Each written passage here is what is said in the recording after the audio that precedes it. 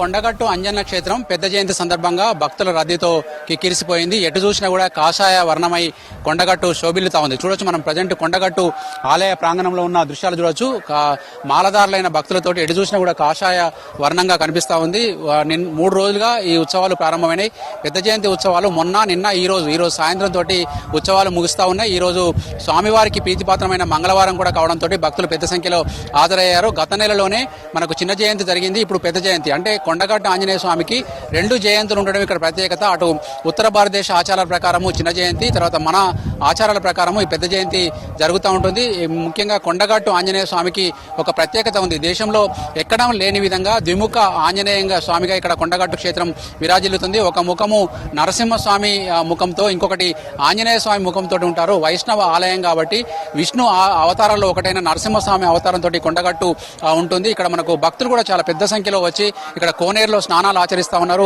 దాదాపు 41 రోజులు, 21 రోజులు, 11 రోజులు ఇట్లా 3 రకాలుగా దీక్షలు తీసుకున్న భక్తులు ఈ రోజు కొండగట్టుకు వచ్చి స్వామివారిని దర్శించుకొని ఇరుముడు సమర్పించి తర్వాత తలనీలాలు సమర్పించి ఇక్కడ వెళ్తా ఉంటారు. మనకు కొండగట్టు ఆంజనేయ స్వామి ఇక్కడ భక్తుల పాలిట ఇలవేల్పుగా కూడా కోరిన కోరికలు తీర్చే దేవునిగా కూడా ప్రసిద్ధి ఉంది. అట్లాంటి ఆంజనేయ స్వామిని దర్శించుకునేందుకు కరీంనగర్ ఉమ్మడి జిల్లాతో పాటు తెలంగాణ, మహారాష్ట్ర, ఛత్తీస్గఢ్ ప్రాంతాల నుంచి కూడా పెద్ద ఎత్తున భక్తులు వస్తూ ఉంటారు.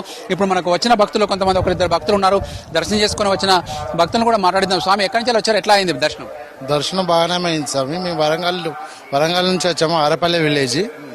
ఇక్కడ వేల కొద్ది లక్షల కొద్ది భక్తులు వస్తున్నారు, పోతున్నారు.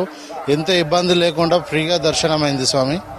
మీరు ఎన్ని రోజులు దీక్ష తీసుకున్నారు? మేము 41 రోజు దీక్ష తీసుకున్నాం స్వామి. కన్యాస్వామిని ఫస్ట్ టైం వేసుకున్నారు. ఓకే, ఏం కోరుకున్నారు స్వామి? ముఖ్యంగా ఆంజనేయ స్వామి మహిమలు చాలా ఉంటాయంటారు కదా, మీకు ఎట్లాంటి మహిమలు చూపిస్తారు దేవుడు? అది పైన దేవుడికి మనసులో కోరిక అనేది కోరుకుంటే దేవుడు నెరవేరుస్తాడని అనుకున్నాం. మేము మనసులో కోరిక కోరుకున్నాం, ఆ కోరిక దేవుడు నెరవేరుస్తాడని అనుకుంటున్నాం. ఇప్పుడు గతంలో దీక్ష తీసుకుని వచ్చినావు కదా, గతంలో ఎన్నిసార్లు వచ్చింటావు వీడికి?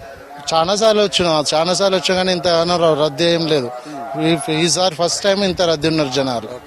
మీరు స్వామి, మీరు కూడా ఎక్కడి నుంచి వచ్చారు? సేమ్ ఆరపల్లి గ్రామం, హన్మకొండ జిల్లా. ఎట్లా ఉంటుంది స్వామి? మిగతా ఆంజనేయ స్వామి లేని ఊరు ఉండదు నిజానికి. ఊర్లలో ఉన్న ఆంజనేయ స్వామికి, కొండగట్టు ఆంజనేయ స్వామికి ఏమి తేడా గమనించారు?